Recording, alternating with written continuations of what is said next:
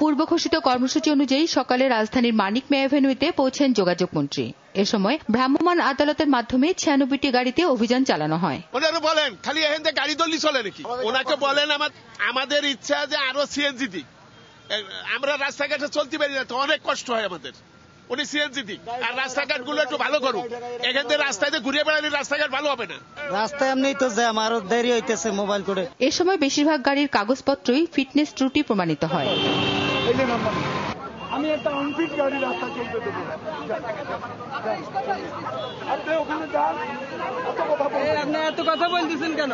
বেশি কথা বলতেছেন, এত কথা বলতেছেন কেন? 40% আনফিট, এবং এই 40% আনফিটের মধ্যে 9টি ডাম্পিং করা হয়েছে, 6টির বিরুদ্ধে মামলা করা হয়েছে।